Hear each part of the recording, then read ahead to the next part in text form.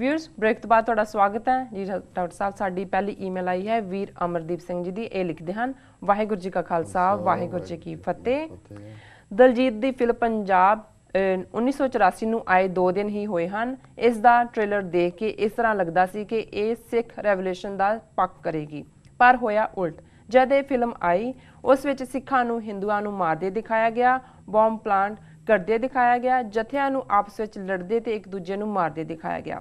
ਤੇ ਕੋਈ ਵੀ ਕੌਮ ਲਈ ਨਹੀਂ ਲੜਦਾ, ਕੋਈ ਜ਼ਮੀਨ ਲਈ ਲੜਦਾ ਹੈ ਤੇ ਕੋਈ ਕਿਸੇ ਹੋਰ ਗੱਲ ਲਈ। ਤੇ ਖਾਲਿਸਤਾਨ ਲੋਕਾਂ ਨੂੰ ਤੰਗ ਕਰਕੇ ਬਣਾਉਣ ਦੀ ਗੱਲ ਕੀਤੀ ਗਈ। ਫਿਲਮ ਵਿੱਚ ਸਿੱਖ ਉਹ ਕੰਮ ਕਰਦੇ ਦਿਖਾਏ ਗਏ ਜਿਸ ਨਾਲ ਆਮ ਲੋਕਾਂ ਨੂੰ ਤਕਲੀਫ ਦਾ ਸਾਹਮਣਾ ਕਰਨਾ ਪੈਂਦਾ ਹੈ। ਖਾੜਕੂ ਸਿੰਘਾਂ ਨੂੰ ਸਰਕਾਰੀ ਬੰਦੇ ਬਣਾ ਕੇ ਦਿਖਾਏ ਗਏ ਹਨ, ਮਤਲਬ ਕਿ ਟੋਟਲੀ ਸਿੱਖ ਰੈਵੋਲੂਸ਼ਨ ਦੇ ਅਗੇਂਸਟ।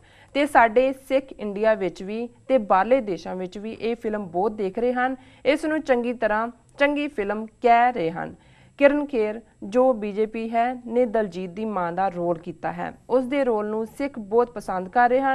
मैनू ऐदा लगता है कि ये सरकार ने जान के बनाया है सिखां नूं डाइवर्ट करने लई। कुछ सिखां ने इस नूं बाईकाट किया है, पर ज़्यादातर सिख इस दे हक विच हन।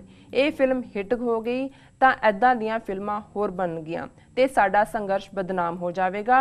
डॉक्टर साहब तुसीं सिखां नूं अपील करो कि सिख इस फिल्म का बाईकाट करन। ਇਹ ਸਰਕਾਰ ਦੀ ਹੈਲਪ ਨਾਲ ਬਣਾਈ ਗਈ ਹੈ ਤਾਂ ਜੋ ਐਦਾਂ ਦੀਆਂ ਫਿਲਮਾਂ ਹੋਰ ਨਾ ਬਣ ਸਕਣ। ਦਲਜੀਤ ਵਰਗੇ ਲੋਕਾਂ ਲਈ ਪੈਸਾ ਸਭ ਕੁਝ ਹੁੰਦਾ ਹੈ, ਕੌਮ ਨੂੰ ਕੁਝ ਵੀ ਨਹੀਂ ਸਮਝਦੇ ਜੀ। ਡਾਕਟਰ ਸਾਹਿਬ ਵੀਰ ਅਮਰਦੀਪ ਸਿੰਘ ਜੀ ਦਾ ਬਹੁਤ-ਬਹੁਤ ਧੰਨਵਾਦ। ਇਹ ਉਹਨਾਂ ਦੀ ਲਿਖਤ ਆਲਮੋਸਟ ਜਦੋਂ ਫਿਲਮ ਰਿਲੀਜ਼ ਹੋਈ ਹੈ ਉਸ ਤੋਂ 2 ਦਿਨ ਬਾਅਦ ਹੀ ਆਈ ਸੀ ਜੀ। 2 ਦਿਨ ਪਹਿਲਾਂ ਉਹਨਾਂ ਦੀ ਹੁਣ ਫੋਲੋ ਅਪ ਈਮੇਲ ਵੀ ਸੀ ਕਿ ਜੇ ਤੁਸੀਂ ਰਿਸਪੌਂਡ ਨਹੀਂ ਕੀਤਾ ਜੀ, ਕਿਉਂਕਿ ਇੱਥੇ ਵੀ ਰਿਲੀਜ਼ ਹੋਈ। ਮੈਂ ਤਾਂ ਫਿਲਮ ਇਹ ਦੇਖੀ ਨਹੀਂ ਹੈ, ਪਰ ਜਿੰਨਿਆਂ ਕੁ ਨੇ ਸਾਡੇ ਦਾਇਰਾਕਾਰ ਚੋਂ ਜਿਹੜੇ ਪੰਥ ਨੂੰ ਪਿਆਰ ਕਰਨ ਵਾਲੇ ਨੇ ਦੇਖਿਆ, ਉਹਨਾਂ ਦੀਆਂ ਕਾਲਾਂ ਵੀ ਆਈਆਂ ਔਰ ਉਹਨਾਂ ਦੀ ਰਾਏ ਉਹੀ ਹੈ ਜੋ ਵੀਰ ਅਮਰਦੀਪ ਸਿੰਘ ਨੇ ਜਿਵੇਂ ਇਸ ਨੂੰ ਐਨਾਲਾਈਜ਼ ਕੀਤਾ ਜੀ।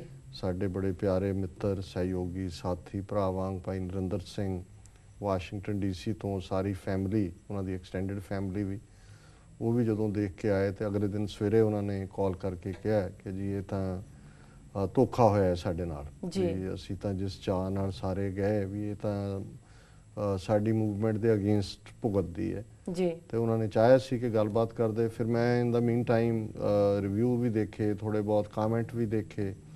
ਸੋ ਕੁਛ ਡਿਵੀਜ਼ਨ ਮੈਨੂੰ ਲੱਗੀ ਕਿ ਕੁਛ ਜਿਹੜੇ ਨੇ ਉਹ ਉਹਨੂੰ ਡਿਫਰੈਂਟਲੀ ਦੇਖ ਰਹੇ ਨੇ।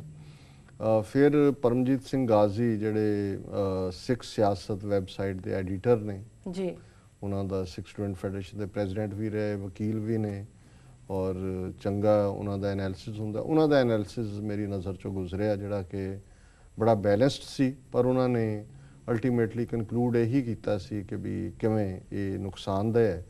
ਸੋ ਅਸੀਂ ਉਹਨਾਂ ਨੂੰ ਪਰਮਜੀਤ ਸਿੰਘ ਗਾਜ਼ੀ ਨੂੰ TV 84 ਨਿਊਜ਼ ਦੇ ਉੱਤੇ ਲਿਆਂਦਾ, ਉਹਨਾਂ ਨਾਲ ਗੱਲਬਾਤ ਕੀਤੀ। ਉਹ ਜਿਹੜੇ ਸਾਡੇ ਦਰਸ਼ਕ ਨੇ ਉਹ YouTube ਤੇ ਰਿਸਰਚ ਕਰ ਸਕਦੇ ਨੇ, ਕਿਉਂਕਿ ਮੈਂ ਇਸ ਬਾਰੇ ਕਾਮੈਂਟ ਇਸ ਲਈ ਨਹੀਂ ਸੀ ਕਰਨਾ ਚਾਹੁੰਦਾ ਕਿ ਇਸ ਨੂੰ ਦੇਖੇ ਬਿਨਾਂ ਕਾਮੈਂਟ ਕਰਨਾ ਬਹੁਤਾ ਠੀਕ ਨਹੀਂ ਸੀ ਹੋਣਾ ਜੀ। ਤੇ ਦੇਖਣ ਲਈ ਨਾ ਵਕਤ ਸੀ ਮੇਰੀ, ਨਾ ਚਾਹਨਾ ਸੀ, ਕਿਉਂਕਿ ਮੈਨੂੰ ਇਹ ਪਤਾ ਹੈ ਕਿ ਹੁਣ ਬਹੁਤਿਆਂ ਨੂੰ, ਖਾਸ ਤੌਰ ਤੇ ਜੇ ਅਸੀਂ ਇਸ ਫੀਲਡ 'ਚ ਦੇਖੀਏ, ਪਹਿਲਾਂ ਗੁਲਜ਼ਾਰ ਨੇ ਫਿਲਮ ਬਣਾਈ ਮਾਚਿਸ਼ ਜੀ, ਜਿਹੜੀ ਕਿ ਡਾਇਰੈਕਸ਼ਨ ਦੇ ਪੱਖੋਂ ਜਾਂ ਦੂਸਰੇ ਪੱਖੋਂ ਬਹੁਤ ਵਧੀਆ ਸੀ ਕਿਉਂਕਿ ਉਹ ਐਸਟੈਬਲਿਸ਼ਡ ਹੈ ਇਸ ਫੀਲਡ ਦਾ, ਲੇਕਿਨ ਮੈਸੇਜ ਉਹਦਾ ਵੀ ਕਨਫਿਊਜ਼ਡ ਸੀ। ਪਰ ਉਹਦੀ ਕਿਉਂਕਿ ਉਦੋਂ ਕੋਈ ਆਵਾਜ਼ ਹੀ ਨਹੀਂ ਸੀ ਕੱਢਦਾ ਬਿਲਕੁਲ, ਤੇ ਉਹ ਬੜੀ ਹਿੱਟ ਵੀ ਹੋਈ, ਸਿੱਖਾਂ ਨੂੰ ਵੀ ਪਸੰਦ ਆਈ। ਅੱਜ ਵੀ ਉਹ ਇੱਕ ਚੰਗੀ ਫਿਲਮ ਦੇ ਤੌਰ ਤੇ ਜਾਣੀ ਜਾਂਦੀ ਹੈ ਜੀ। ਔਰ ਜਿਹਨੇ ਉਸ ਦੇ ਵਿੱਚ ਰੋਲ ਕੀਤਾ ਸੀ ਉਹ ਮੁਸਲਮਾਨ ਲੜਕੀ, ਸ਼ਾਇਦ ਹੈਦਰਾਬਾਦ ਤੋਂ, ਤੱਬੂ, ਉਹ ਬਾਅਦ ਦੇ ਵਿੱਚ ਬੜੀ ਅੱਛੀ ਐਕਟਰੈਸ ਦੇ ਤੌਰ ਤੇ ਉਹਨੂੰ ਫੇਮ ਵੀ ਮਿਲੀ।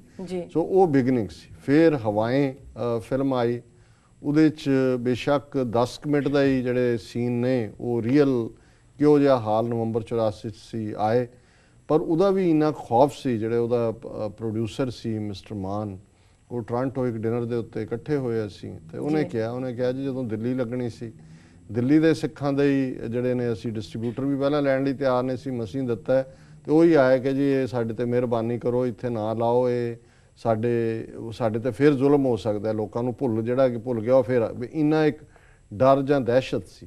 ਹਾਲਾਂ ਉਹਦੇ 'ਚ ਵੀ ਜਿਹੜਾ ਟੂਵਰਡਸ ਦਾ ਐਂਡ ਪਾਕਿਸਤਾਨ ਦੇ ਖਾਤੇ 'ਚ ਪਾਇਆ ਸੀ, ਜਿਵੇਂ ISI ਕਰਵਾ ਰਹੀ ਹੁੰਦੀ ਹੈ, ਪਰ ਫਿਰ ਵੀ ਇੱਕ ਕਿਵੇਂ ਨਫ਼ਰਤ ਦੀ ਹਵਾ ਚੱਲੀ, ਇਹ ਗੱਲ ਤੁਰੀ।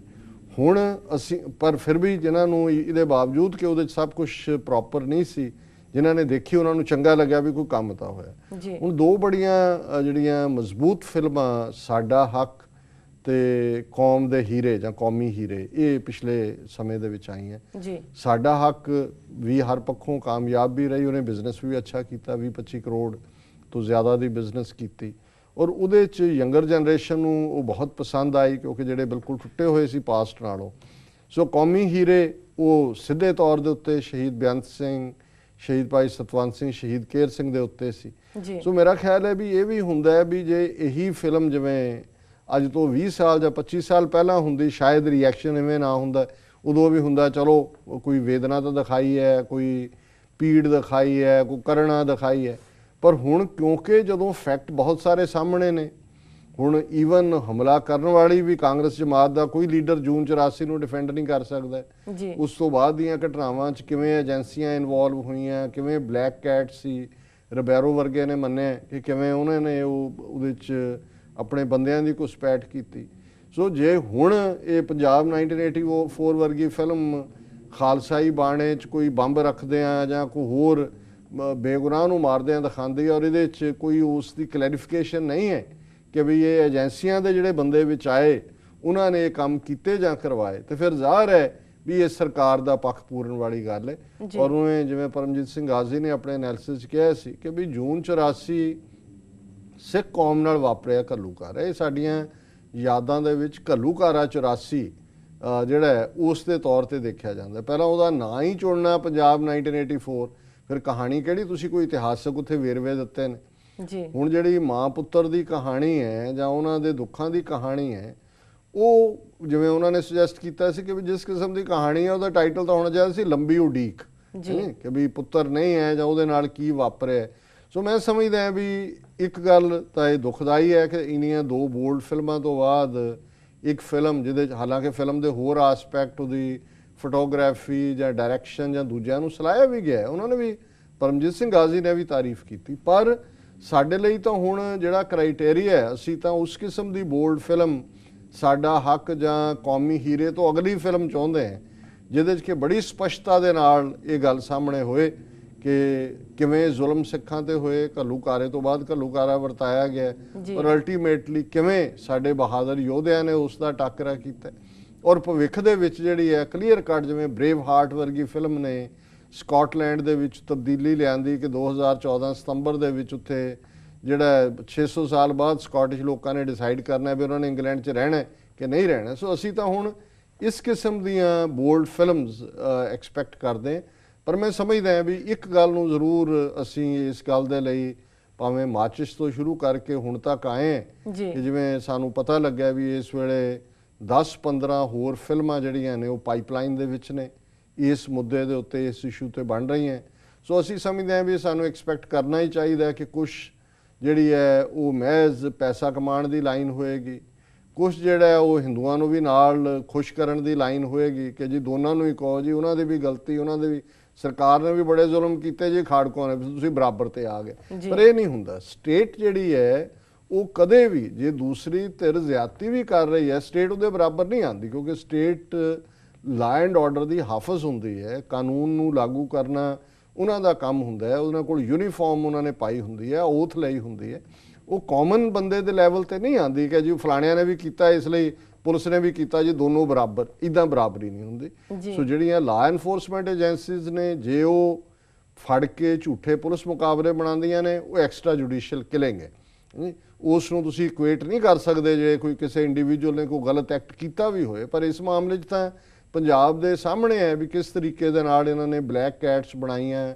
ਉਹਨਾਂ ਨੂੰ ਜੁਝਾਰੂਆਂ ਦੇ ਵਿੱਚ ਵਾੜਿਆ, ਕਿਵੇਂ ਕੇਸਰੀ ਪੱਗ, ਖੁੱਲਾ ਦਾੜਾ, ਚੋਲੇ, ਪੁਲਿਸ ਦੇ ਮਹਿਕਮੇ ਵਾਲਿਆਂ ਨੇ ਜਿਹੜਾ ਇਸ ਕਿਸਮ ਦੀਆਂ ਕਰਤੂਤਾਂ ਕੀਤੀਆਂ ਜਾਂ ਕੁਛ ਨੂੰ ਫੜ ਕੇ ਟੌਰਚਰ ਕਰਕੇ ਇਸ ਕਦਰ ਉਹਨਾਂ ਦੇ ਨਾਲ ਜਿਹੜਾ ਬੁਰਾ ਸਲੂਕ ਕੀਤਾ, ਉਹਨਾਂ ਦੀਆਂ ਮਾਵਾਂ ਭੈਣਾਂ ਨੂੰ ਉਹਨਾਂ ਦੇ ਸਾਹਮਣੇ ਲਿਆ ਕੇ ਜ਼ਲੀਲ ਕੀਤਾ ਕਿ ਉਹਨਾਂ ਨੂੰ ਹੀ ਮੁੜ ਕੇ ਜਿਹੜਾ ਇਨਫਾਰਮਰ ਬਣਾ ਲਿਆ, ਮੁਖਬਰ ਬਣਾ ਲਿਆ, ਉਹਨਾਂ ਰਾਹੀਂ ਵੀ ਕੁਝ ਕਰਤੂਤਾਂ ਕੀਤੀਆਂ। ਸੋ ਅਸੀਂ ਸਮਝਦੇ ਹਾਂ ਵੀ ਬਾਕੀ ਇਹ ਜਿਹੜੇ ਐਕਟਰਸ ਜਾਂ ਦੂਜੇ ਤੀਜੇ ਨੇ, ਇਹ ਜਿਹੜੀ ਸ਼ੋਬਿਜ਼ ਇੰਡਸਟਰੀ ਹੈ ਇਹ ਮਨੀ ਹੈ, ਮਨੀ ਮਨੀ ਮਨੀ। ਸੋ ਪੈਸੇ ਦੀ ਭੁੱਖ, ਪੈਸੇ ਦੀ ਦੌੜ, ਉਹ ਐਕਟਰ ਹੋਣ, ਐਕਟਰੈਸਿਸ ਹੋਣ, ਕਿਰਨ ਖੈਰ ਹੋਏ, ਅਨੁਪਮ ਖੈਰ ਹੋਏ, ਕੋਈ ਹੋਰ ਆ ਜਾਏ, ਇਹਨਾਂ ਦਾ ਕੋਈ ਧਰਮ ਨਹੀਂ, ਕੋਈ ਦੀਨ ਨਹੀਂ। ਅਦਰਵਾਈਜ਼ ਇਹ ਹੁੰਦਾ ਹੈ, ਬਾਹਰ ਤਾਂ RSS ਵਾਲੇ ਜਿਹੜੇ ਨੇ ਉਹ ਰੌਲਾ ਪਾਉਂਦੇ ਹੁੰਦੇ ਨੇ ਕਿ ਜੀ ਹਿੰਦੂਤਵਾ ਸਾਡਾ ਪਲੀਤ ਹੋ ਗਿਆ ਹੈ ਤੇ ਫਲਾਣਾ ਪਲੀਤ ਹੋ ਗਿਆ। ਕਦੇ ਕਿਸੇ ਨੇ ਬੰਬੇ ਫਿਲਮ ਇੰਡਸਟਰੀ ਦੇ ਹਵਾਲੇ ਨਾਲ ਦੇਖਿਆ ਵੀ ਕਿਹੜੇ ਧਰਮ ਦੀ ਐਕਟਰੈਸ ਕਿਹੜੇ ਧਰਮ ਵਾਲੇ ਨਾਲ ਵਿਆਹ ਕਰ ਰਹੀ ਹੈ ਜਾਂ ਕਿਹਦਾ ਕੀ ਹੈ। ਸੋ ਇਹ ਕਿਸੇ ਧਰਮ ਦੇ ਨਾਲ ਇਹਨਾਂ ਦਾ ਤੁਸੀਂ ਜੋੜ ਕੇ ਦੇਖੋ, ਅਲਟੀਮੇਟਲੀ ਸ਼ੌਹਰਤ ਔਰ ਪੈਸਾ, ਇਹੀ ਦੋ ਜਿਹੜੇ ਨੇ ਇਹ ਡਿਸਾਈਡ ਕਰਦੇ ਨੇ ਬਾਲੀਵੁੱਡ ਕਲਚਰ ਨੂੰ। ਕਿਉਂਕਿ ਇਹ ਫਿਲਮਾਂ ਹੁਣ ਅਲਟੀਮੇਟਲੀ ਬਾਲੀਵੁੱਡ 'ਚੋਂ ਹੀ ਬਣਨੀਆਂ ਨੇ, ਭਾਵੇਂ ਆਪਣੇ ਹੀ ਮੁੰਡੇ ਬਣਾਉਣਗੇ ਪੰਜਾਬ ਦੇ ਸਿੱਖਾਂ ਦੇ ਜਾ ਕੇ, ਪਰ ਇਹਨਾਂ ਤੋਂ ਵੀ ਸਾਨੂੰ ਇਹੀ ਐਕਸਪੈਕਟ ਕਰਨਾ ਚਾਹੀਦਾ ਵੀ ਇਹਨਾਂ ਦਾ ਪਹਿਲਾ ਨਿਸ਼ਾਨਾ ਹੋਏਗਾ ਪੈਸਾ ਜੀ ਤੇ ਫਿਰ ਸ਼ੌਹਰਤ। ਇਸ ਤੋਂ ਬਿਨਾਂ ਜੇ ਇਹ ਪੈਸਾ ਤੇ ਸ਼ੌਹਰਤ ਮਿਲਦੇ ਆ, ਵਿੱਚੋਂ ਕੋਈ ਕੌਮ ਦੇ ਭਲੇ ਦੀ ਗੱਲ ਵੀ ਨਿਕਲ ਆਏ ਤੇ ਸ਼ਾਇਦ ਉਹਨਾਂ ਨੂੰ ਕੋਈ ਇਹਦੇ ਤੇ ਇਤਰਾਜ਼ ਨਹੀਂ ਹੋਏਗਾ। ਪਰ ਅਸੀਂ ਇਹ ਐਕਸਪੈਕਟ ਕਰੀਏ ਕਿ ਜੇ ਇਹ ਕੋਈ ਖਾਲਿਸਤਾਨ ਦੇ ਮੁੱਦੇ ਜਾਂ ਸਿੱਖਾਂ ਦੀ ਬਹਾਦਰੀ ਜਾਂ ਸਰਕਾਰ ਦੇ ਜ਼ੁਲਮਾਂ ਦੇ ਉੱਤੇ ਹੀ ਕਰਨਗੇ, ਇਹ ਮੇਰਾ ਖਿਆਲ ਹੈ ਸਾਨੂੰ ਐਕਸਪੈਕਟ ਵੀ ਨਹੀਂ ਕਰਨਾ ਚਾਹੀਦਾ ਜੀ। ਸੋ ਵੀਰ ਅਮਰਦੀਪ ਸਿੰਘ ਜੀ ਦਾ ਬਹੁਤ ਬਹੁਤ ਧੰਨਵਾਦ, ਉਹਨਾਂ ਨੇ ਸਾਨੂੰ ਲਿਖਿਆ। ਜੀ ਡਾਕਟਰ ਸਾਹਿਬ, ਸਾਡੀ ਅਗਲੀ ਈਮੇਲ ਪਾਲੀ ਬੁੱਟਰ ਜੀ ਦੀ ਹੈ। ਇਹ ਲਿਖਦੇ ਹਨ, ਸਤਿ ਸ਼੍ਰੀ ਅਕਾਲ ਭਾਈ ਅਮਰਜੀਤ ਸਿੰਘ ਜੀ ਅਤੇ ਭੈਣ ਨੀਲਮ ਕੌਰ ਜੀ, ਮੈਂ ਪਾਲੀ ਬਰਨਾਲੇ ਵਾਲਾ ਫੁੱਲੇ ਬਰਨਾਲੇ ਵਾਲਾ। ਭਾਈ ਸਾਹਿਬ, ਮੇਰੀ ਇਸ ਈਮੇਲ ਵਿੱਚ ਮੈਂ ਆਪਣੇ ਮਨ ਦੇ ਵਿੱਚ ਆਏ ਵਿਚਾਰ ਸਾਂਝੇ ਕਰਨਾ ਚਾਹਨਾ ਕਿ ਭਾਈ ਸਾਹਿਬ ਤੁਸੀਂ ਸਾਡੀ ਕੌਮ ਦੇ ਥਿੰਕ ਟੈਂਕ ਹੋ। ਤੁਹਾਡੀ ਤਰ੍ਹਾਂ ਅਜਮੇਰ ਸਿੰਘ ਜੀ ਅਤੇ ਡਾਕਟਰ ਸੁਖਪ੍ਰੀਤ ਉਦੋਕੇ, ਸਰਦਾਰ ਸਿਮਰਨਜੀਤ ਸਿੰਘ ਮਾਨ ਅਤੇ ਹੋਰ ਵੀ, ਜੇਕਰ ਤੁਸੀਂ ਸਭ ਇਕੱਠੇ ਹੋ ਕਰ ਆਪਾ ਪੜਚੋਲ ਕਰੋ ਤਾਂ ਕੌਮ ਲਈ ਕੁਝ ਹੋਰ ਜ਼ਿਆਦਾ ਚੰਗਾ ਸੋਚ ਸਕਦੇ ਹੋ। ਅਤੇ ਕਿਰਪਾ ਕਰਕੇ ਉਹ ਸਭ ਕਿਤਾਬਾਂ ਬਾਰੇ ਜਾਣਕਾਰੀ ਦੇਣਾ ਜਿਸ ਤੋਂ ਸਾਨੂੰ ਪਤਾ ਲੱਗ ਸਕੇ ਕਿ ਮਹਾਰਾਜਾ ਰਣਜੀਤ ਸਿੰਘ ਤੋਂ ਲੈ ਕੇ ਹੁਣ ਤੱਕ ਸਾਡੇ ਨਾਲ ਕੀ ਵਧੀਕੀਆਂ ਹੋਈਆਂ ਨੇ। ਸਰਦਾਰ ਕਪੂਰ ਸਿੰਘ ਜੀ ਦੀ ਸਾਚੀ ਸਾਖੀ ਤੋਂ ਕਾਫੀ ਜਾਣਕਾਰੀ ਮਿਲਦੀ ਹੈ। ਮੇਰੇ ਸਾਰੇ ਵੀਰਾਂ ਨੂੰ ਬੇਨਤੀ ਹੈ ਕਿ ਸਾਨੂੰ ਆਪਣੇ ਪਿੰਡ ਵਿੱਚ ਲਾਇਬ੍ਰੇਰੀ ਖੋਲ੍ਹਣੀ ਚਾਹੀਦੀ ਹੈ। ਇਹਨਾਂ ਸਭ ਕਿਤਾਬਾਂ ਨੂੰ ਸ਼ਿੰਗਾਰ ਬਣਾਉਣਾ ਚਾਹੀਦਾ ਹੈ। ਜੋ ਵੀਰ ਸਾਡੇ ਸੰਤ ਜਰਨੈਲ ਸਿੰਘ ਜੀ ਦੇ ਸਮੇਂ ਨੂੰ ਕਾਲਾ ਦੌਰ ਆਖਦੇ ਨੇ, ਪਰ ਜਦੋਂ ਮੈਂ 9ਵੀਂ 10ਵੀਂ ਕਲਾਸ ਸੀ, ਸਾਡੇ ਅਧਿਆਪਕ ਜੋ ਕਿ ਇੱਕ ਹਿੰਦੂ ਸੀ, ਉਹ ਕਹਿੰਦੇ ਸੀ ਸਮਾਂ ਸਭ ਤੋਂ ਚੰਗਾ ਸੀ। ਉਹ ਸੰਤ ਜੀ ਕੋਲ ਇੱਕ ਵਾਰ ਗਏ ਵੀ ਸੀ। ਇੱਕ ਹਿੰਦੂ ਵੀਰ ਦੀ ਬੇਟੀ ਨੂੰ ਉਸ ਦੇ ਸਹੁਰੇ ਪਰਿਵਾਰ ਵਾਲੇ ਤੰਗ ਕਰਦੇ ਸੀ। ਜਦੋਂ ਪੰਜਾਬੀ ਬੋਲਦੇ ਇਲਾਕੇ ਲਈ ਹਿੰਦੂ ਵੀਰ ਪੰਜਾਬੀ ਚ ਬੋਲਦੇ ਸੀ ਕਿ ਲਿਖੋ ਸਾਡੀ ਮਾਂ ਬੋਲੀ ਹਿੰਦੀ, ਪਰ ਉਹ ਪੰਜਾਬੀ ਲਿਖਦੇ ਸੀ। ਉਹਨਾਂ ਦੀ ਡਿਊਟੀ ਲੱਗੀ ਸੀ ਮਰਦਮਸ਼ੁਮਾਰੀ ਦੀ। ਸੱਚ ਬੋਲਣ ਲਈ ਉਹਨਾਂ ਨੂੰ ਪੁਲਿਸ ਵੀ ਲੈ ਗਈ ਸੀ। ਈਮੇਲ ਲੰਬੀ ਹੋ ਗਈ, ਮਾਫ ਕਰਨਾ। ਜੇਕਰ ਕੋਈ ਗਲਤੀ ਹੋ ਗਈ ਹੋਵੇ ਤਾਂ ਆਪਣਾ ਬੱਚਾ ਸਮਝ ਕੇ ਮਾਫ ਕਰ ਦੇਣਾ। ਜੀ ਡਾਕਟਰ ਸਾਹਿਬ। ਵੀਰ ਪਾਲੀ ਬੁੱਟਰ ਜੀ ਦਾ ਬਹੁਤ ਬਹੁਤ ਧੰਨਵਾਦ। ਫੂਲੇ ਬਰਨਾਲੇ ਵਾਲੇ, ਉਹਨਾਂ ਨੇ ਬੜਾ ਸਪੈਸੀਫਿਕ ਲਿਖਿਆ ਹੈ, ਅਸੀਂ ਵੀ ਉਹ ਜ਼ਰੂਰ ਰਿਪੀਟ ਕਰਦੇ ਜੀ।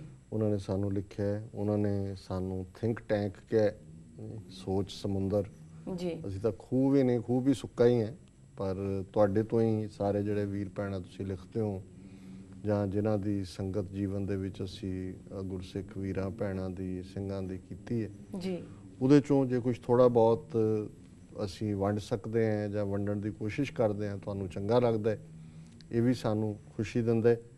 ਉਹਨਾਂ ਨੇ sir Ajmer Singh, doctor Udoke, sir Simranjit Singh Mann, sir Kapur Singh, ਇਹਨਾਂ ਦਾ ਹਵਾਲਾ ਦੇ ਕੇ ਪੁਸਤਕਾਂ ਦੀ ਗੱਲ ਕੀਤੀ ਹੈ, ਲਿਟਰੇਚਰ ਦੀ ਗੱਲ ਕੀਤੀ ਹੈ ਜੀ। ਸੁਝਾਅ ਦਿੱਤਾ ਹੈ ਕਿ ਸਾਡੇ ਹਰ ਪਿੰਡ ਦੇ ਵਿੱਚ ਲਾਇਬ੍ਰੇਰੀ ਹੋਏ, ਚੰਗਾ ਹੋਏ ਵੀ ਮਹਾਰਾਜਾ ਰਣਜੀਤ ਸਿੰਘ ਤੋਂ ਲੈ ਕੇ ਹੁਣ ਤੱਕ ਜੋ ਸਾਡੇ ਨਾਲ ਵਧੀਕੀਆਂ ਹੋਈਆਂ ਉਹਨਾਂ ਬਾਰੇ ਚਰਚਾ ਹੋਏ। ਫਿਰ ਉਹਨਾਂ ਨੇ ਆਪਣੇ 9ਵੀਂ ਕਲਾਸ 'ਚ ਪੜ੍ਹਦਿਆਂ ਕਿਸੇ ਚੰਗੇ ਹਿੰਦੂ ਵੀਰ ਅਧਿਆਪਕ ਜਿਹੜੇ ਸਨ ਉਹਨਾਂ ਦਾ ਜ਼ਿਕਰ ਕੀਤਾ ਹੈ ਵੀ ਕਿਵੇਂ ਉਹ ਮਰਦਮਸ਼ੁਮਾਰੀ 'ਚ ਵੀ ਉਹਨਾਂ ਨੇ ਪੰਜਾਬੀ ਲਿਖਵਾਈ ਔਰ ਉਹ ਪਿੰਡਾਂ ਵਾਲਿਆਂ ਦੇ ਯੁੱਗ ਨੂੰ ਜਿਹੜਾ ਉਹ ਸੁਨਹਿਰੀ ਯੁੱਗ ਕਹਿੰਦੇ ਸੀ, ਉਹਨਾਂ ਨੂੰ ਮਿਲਣ ਵੀ ਗਏ ਜੀ। ਔਰ ਪਿੰਡਾਂ ਵਾਲਿਆਂ ਨੇ ਕਿਵੇਂ ਜਿਹੜਾ ਉਸ ਵੇਲੇ ਜਿਹੜੀਆਂ ਹਿੰਦੂ ਕੁੜੀਆਂ ਨਹੀਂ ਵੀ ਵਸਦੀਆਂ ਸੀ ਜਾਂ ਸਹੁਰੇ ਤੰਗ ਕਰਦੇ ਸੀ, ਉਹਨਾਂ ਨੂੰ ਵੀ ਉਹਨਾਂ ਨੇ ਵਸਾਉਣ ਦੇ ਵਿੱਚ ਮਦਦ ਕੀਤੀ ਜੀ। ਔਰ ਇਹ ਗੱਲ ਅਸੀਂ ਜਦੋਂ ਸੁਬਰਾਮਨੀਅਮ ਸਵਾਮੀ ਦੀ ਲਿਖਤ ਬਾਰੇ ਗੱਲ ਕੀਤੀ ਸੀ ਤਾਂ ਉਸਨੇ ਈਵਨ ਇੱਥੋਂ ਤੱਕ ਕਿਹਾ ਸੀ ਕਿ ਜਿਹੜੇ ਢਿਲਵਾਂ ਦੇ ਵਿੱਚ ਬੱਸ ਚੋਂ ਕੱਢ ਕੇ ਨਿਰਦੋਸ਼ ਹਿੰਦੂ ਮਾਰੇ ਗਏ ਸੀ, ਪਿੰਡਾਂ ਵਾਲਿਆਂ ਨੇ ਨਾ ਸਿਰਫ ਹਮਦਰਦੀ ਕੀਤੀ ਸੀ, ਉਹਨਾਂ ਨੇ ਉਹਨਾਂ ਪਰਿਵਾਰਾਂ ਤੱਕ ਮਾਇਕ ਮਦਦ ਵੀ ਪਹੁੰਚਾਈ ਸੀ। ਸੋ ਜ਼ਾਹਰ ਹੈ ਜਿਵੇਂ ਅਸੀਂ ਪਹਿਲਾਂ ਕਿਹਾ ਵੀ ਏਜੰਸੀਆਂ ਦਾ ਹੀ ਕੰਮ ਸੀ ਜੀ। ਸੋ ਅਸੀਂ ਸਮਝਦੇ ਹਾਂ ਕਿ ਵੀ ਵੀਰ ਪਾਲੀ ਬੁੱਟਰ ਜੀ ਕਿ ਤੁਸੀਂ ਬਿਲਕੁਲ ਠੀਕ ਜਿਹਨੂੰ ਕਹਿੰਦੇ ਨੇ ਕਿ ਟੂ ਹਿੱਟ ਦਾ ਨੇਲ, ਕਿ ਤੁਸੀਂ ਤੀਰ ਟਿਕਾਣੇ ਤੇ ਮਾਰੇ। ਸੱਚਮੁੱਚ ਸਭ ਤੋਂ ਵੱਡਾ ਦੁਸ਼ਮਣ ਅਗਿਆਨਤਾ ਹੁੰਦਾ ਹੈ, ਇਗਨੋਰੈਂਸ ਹੁੰਦੀ ਹੈ ਜੀ। ਔਰ ਇੱਕ ਗੱਲ ਜਿਹੜੀ ਮੰਦੇ ਭਾਗਾਂ ਦੀ ਹੈ, ਜਾਂ ਇਹ ਕਹੋ ਕਿ ਵੀ ਮੈਨੂੰ ਵੀ ਅਜੇ ਸਮਝ ਨਹੀਂ ਆਈ ਕਿ ਵੀ ਇਹਨੂੰ ਕਿਵੇਂ ਕੀਤਾ ਜਾ ਸਕਦਾ ਹੈ, ਕਿ ਕਿਵੇਂ ਸਿੱਖਾਂ ਨੂੰ ਪੜ੍ਹਾਇਆ ਜਾ ਸਕਦਾ ਹੈ। ਪੜ੍ਹਨ ਦਾ ਸ਼ੌਕ ਨਹੀਂ ਹੈ। ਮੈਂ ਤੁਹਾਨੂੰ ਵੀ ਬ੍ਰੇਕ ਵੇਲੇ ਪੁੱਛ ਰਿਹਾ ਸੀ ਵੀ ਤੁਸੀਂ ਕਿੰਨੀਆਂ ਕਿਤਾਬਾਂ ਜਾਂ ਕੀ ਪੜ੍ਹਦੇ ਹੋ। ਜੀ। ਸੋ ਮੇਰਾ ਇਹ ਹਮੇਸ਼ਾ ਹੁੰਦਾ ਹੈ ਕਿ ਮੈਂ ਇਹ ਹਰ ਇੱਕ ਨੂੰ ਕਹਾਂ ਕਿ ਵੀ ਤੁਸੀਂ ਪੜ੍ਹਨ ਦਾ ਸ਼ੌਕ ਪੈਦਾ ਕਰੋ। ਭਾਵੇਂ ਮਹੀਨੇ ਦੇ ਵਿੱਚ ਇੱਕ ਕਿਤਾਬ ਪੜ੍ਹੋ, ਜਿਹੜੇ ਤੁਹਾਡੇ ਸ਼ੌਕ ਨੇ, ਧਾਰਮਿਕ, ਸਾਹਿਤਕ, ਰਾਜਨੀਤਿਕ, ਆਰਥਿਕ। ਜਦੋਂ ਤੁਸੀਂ ਇੱਕ ਫੀਲਡ ਬਾਰੇ ਜਾਣਨਾ ਚਾਹੋਗੇ, ਜਾਣੋਗੇ ਥੋੜ੍ਹੀ ਬਹੁਤ, ਭਾਵੇਂ ਤੁਸੀਂ ਨਾਵਲ ਤੋਂ ਹੀ ਸ਼ੁਰੂ ਕਰੋ ਪੜ੍ਹਨ ਤੋਂ, ਜੀ, ਉਹ ਤੁਹਾਡੇ 'ਚ ਇੱਕ ਰੁਚੀ ਪੈਦਾ ਕਰੇਗੀ, ਪੜ੍ਹਨ ਦੀ ਰੁਚੀ। ਹੁਣ ਅਮਰੀਕਾ ਜਾਂ ਇਹਨਾਂ ਮੁਲਕਾਂ ਦੇ ਵਿੱਚ ਜਿਨ੍ਹਾਂ ਨੇ ਇੰਨੀਆਂ ਕਾਢਾਂ ਕੱਢੀਆਂ ਨੇ, ਤਬਦੀਲੀਆਂ ਲਿਆਂਦੀਆਂ ਨੇ, ਤੁਸੀਂ ਕਦੇ ਦੇਖੋ, ਮੈਂ ਟਰੈਵਲ ਕਰਦਿਆਂ ਦੇਖਦਾ, ਸਭ ਤੋਂ ਜ਼ਿਆਦਾ ਜਿਹੜਾ ਰਸ਼ ਹੁੰਦਾ ਹੈ ਉਹ ਬੁੱਕ ਸ਼ਾਪਸ 'ਤੇ ਹੁੰਦਾ, ਏਅਰਪੋਰਟਾਂ ਦੇ ਵੀ। ਜੀ। ਔਰ ਲੈ ਕੇ ਔਰ ਉਹੀ ਪੜ੍ਹ ਰਹੇ ਹੁੰਦੇ ਨੇ। ਅੱਜ ਕੱਲ੍ਹ ਤਾਂ ਦੂਸਰੇ ਵੀ ਤੌਰ ਤਰੀਕੇ ਆ ਗਏ ਜਿਹਦੇ 'ਚ ਕਿ ਤੁਸੀਂ ਕੰਪਿਊਟਰ ਦੇ ਉੱਤੇ ਹੀ ਤੁਹਾਡਾ ਇਕੱਲਾ ਇਹੀ ਨਹੀਂ ਕਿ ਗੂਗਲ ਕਰਕੇ ਕੋਈ ਹੋਰ ਈਵਨ ਫੁੱਲ ਫਲੈਜਡ ਕਿਤਾਬਾਂ ਜਿਹੜੀਆਂ ਨੇ, ਬੁੱਕ ਲਾਇਬ੍ਰੇਰੀ, ਈ ਲਾਇਬ੍ਰੇਰੀ ਹੁੰਦੀ ਹੈ ਜਿੱਥੇ ਉਹ ਪੜ੍ਹਦੇ ਨੇ। ਬਜ਼ੁਰਗ ਵੀ ਜਿਹੜੇ ਨੇ, ਜਿਨ੍ਹਾਂ ਦੇ ਅਨਕਾਂ ਮੋਟੇ ਸ਼ੀਸ਼ੇ ਵਾਲੀਆਂ ਲੱਗੀਆਂ ਹੁੰਦੀਆਂ, ਉਹ ਵੀ ਉਸ ਨੂੰ ਜਿਹੜੇ ਨੇ ਉਹ ਪੜ੍ਹ ਰਹੇ ਹੁੰਦੇ ਨੇ। ਸੋ ਮੈਂ ਸਮਝਦਾ ਹਾਂ ਵੀ ਬਾਕੀ ਜਦੋਂ ਤੁਸੀਂ ਇਸ ਪਾਸੇ, ਤੁਹਾਨੂੰ ਆਲਰੇਡੀ ਪਤਾ ਹੀ ਹੈ, ਜਿਨ੍ਹਾਂ ਦਾ ਤੁਸੀਂ ਜ਼ਿਕਰ ਵੀ ਕੀਤਾ ਹੈ, ਔਰ ਮੈਂ ਸਮਝਦਾ ਵੀ ਕਾਫੀ ਇਸ ਵੇਲੇ ਲਿਟਰੇਚਰ ਪ੍ਰੋਡਿਊਸ ਹੋ ਰਿਹਾ। ਸਾਹਿਤ ਕਰੰਟ ਮੂਵਮੈਂਟ ਬਾਰੇ ਵੀ ਕਿਤਾਬਾਂ ਅਵੇਲੇਬਲ ਨੇ ਅੱਡ ਅੱਡ ਦੀਆਂ। ਜਦੋਂ ਤੁਸੀਂ ਇਸ ਪਾਸੇ ਕਰੋਗੇ, ਕਿਸੇ ਵੀ ਅੱਛੇ, ਤੁਸੀਂ ਜੇ ਬਰਨਾੜੇ 'ਚੋਂ, ਲੁਧਿਆਣੇ ਜਾਂ ਅੰਮ੍ਰਿਤਸਰ, ਖਾਸ ਤੌਰ 'ਤੇ ਜਿਵੇਂ ਸਿੰਘ ਬ੍ਰਦਰਸ ਨੇ ਅੰਮ੍ਰਿਤਸਰ ਦੇ ਵਿੱਚ, ਉਹਨਾਂ ਨੇ ਵੀ ਕਾਫੀ ਪਬਲੀਕੇਸ਼ਨਸ ਕੀਤੀਆਂ ਨੇ। ਸੋ ਹਰ ਪਿੰਡ ਦੇ ਵਿੱਚ ਲਾਇਬ੍ਰੇਰੀ ਹੋਏ, ਹਰ ਥਾਂ ਤੁਸੀਂ ਜਿਹੜਾ, ਜੇ ਇਹ ਇੱਕ ਮੂਵਮੈਂਟ ਪੈਦਾ ਹੋ ਜਾਂਦੀ ਹੈ, ਔਰ ਅਗਲੀ ਜਨਰੇਸ਼ਨ ਨੂੰ ਘੱਟੋ ਘੱਟ ਜਿੱਥੇ ਆਪਣੇ ਇਤਿਹਾਸ ਦੇ ਫਖਰ ਦਾ ਪਤਾ ਲੱਗੇਗਾ, ਉੱਥੇ ਵਧੀਕੀਆਂ ਵੀ ਉਹਦਾ ਹਿੱਸਾ ਹੀ ਨੇ। ਔਰ ਕੱਲਾ ਮਹਾਰਾਜਾ ਰਣਜੀਤ ਸਿੰਘ ਦੇ ਪੀਰੀਅਡ ਤੋਂ ਨਹੀਂ, ਫਿਰ ਤੁਹਾਨੂੰ ਗੁਰੂ ਨਾਨਕ ਸਾਹਿਬ ਦੇ ਸਮੇਂ ਤੋਂ ਪਹਿਲਾਂ ਸਿੱਖ ਗੁਰੂ ਸਾਹਿਬਾਨ ਦਾ ਇਤਿਹਾਸ, ਉਸ ਵੇਲੇ ਦੇ ਹਾਕਮਾਂ ਦਾ ਕੀ ਰਵੱਈਆ ਸੀ, ਔਰ ਜਿਹੜੀ ਕੌਮ ਨੇ 5 ਸਦੀਆਂ ਦਾ ਵੈਰ ਕਮਾਉਂਦਿਆਂ ਜੂਨ ਦੇ ਪਹਿਲੇ ਹਫ਼ਤੇ 84 ਦੇ ਵਿੱਚ ਅਟੈਕ, ਉਹਨਾਂ ਦਾ ਕੀ ਰਵੱਈਆ ਸੀ। ਉਹ ਪਹਿਲੇ ਗੁਰੂ ਸਾਹਿਬ ਤੋਂ ਸ਼ੁਰੂ ਕਰਕੇ 10ਵੇਂ ਪਾਤਸ਼ਾਹ ਤੱਕ 22 ਧਾਰ ਦੇ ਪਹਾੜੀ ਰਾਜੇ, ਜਿਹੜੇ ਕਿ ਕਿਵੇਂ ਉਹ ਇੱਕ ਤੋਂ ਬਾਅਦ ਇੱਕ ਹਮਲਾ ਕਰਦੇ ਨੇ ਅਨੰਦਪੁਰ 'ਤੇ। ਫਿਰ ਕੀ ਰੋਲ ਜਿਹੜਾ ਹੈ ਉਹ ਚੰਦੂ ਦਾ ਕੀ ਰੋਲ ਸੀ, ਸੁੱਚਾਨੰਦ ਦਾ ਕੀ ਸੀ, ਗੰਗੂ ਦਾ ਕੀ ਸੀ, ਲੱਖੂ ਜੱਸੂ, ਲਖਪਤ ਰਾਏ, ਜਸਪਤ ਰਾਏ, ਉਹਨਾਂ ਦਾ ਕੀ ਸੀ। ਸੋ ਇਹ ਰਣਜੀਤ ਸਿੰਘ ਦੇ ਰਾਜ ਪਹੁੰਚਣ ਤੋਂ ਪਹਿਲਾਂ ਹੀ ਡਿਫਾਈਨ ਹੋਇਆ ਸੀ ਕਿ ਵੀ ਇਹ ਜਿਹੜਾ ਸਾਡਾ ਗਾਡੀ ਰਾਹ ਵਾਲਾ ਧਰਮ ਹੈ, ਇਹਨੂੰ ਕਿਵੇਂ ਚੈਲੰਜ ਨੇ। ਇੱਕ ਪਾਸੇ ਦੁਸ਼ਮਣ ਜਿਹੜੇ ਕਿ ਹਾਕਮ ਸਨ, ਉਹਨਾਂ ਦੀ ਆਪਣੀ ਇਹ ਕੁਚੇਸ਼ਟਾ ਸੀ ਕਿ ਉਹ ਆਪਣੇ ਧਰਮ ਦੀ ਸੁਪਰਾਮੇਸੀ ਕਰਨ, ਔਰ ਦੂਸਰੇ ਪਾਸੇ ਜਿਹਨੂੰ ਅੱਜ ਹਿੰਦੂਤਵਾ ਕਹਿੰਦੇ ਨੇ, ਬ੍ਰਾਹਮਣ ਮਤ, ਜਿਹਨੂੰ ਕਦੇ ਵੀ ਸਿੱਖੀ ਸਵਾਲੋ ਹੀ ਨਹੀਂ ਹੋਈ, ਇਹਨਾਂ ਦੇ ਸੰਗ ਦੇ ਥੱਲੋਂ ਹੀ ਨਹੀਂ ਉਤਰੀ, ਇਹ ਕਿਵੇਂ ਸਾਜ਼ਿਸ਼ਾਂ ਕਰਦੇ ਸਨ।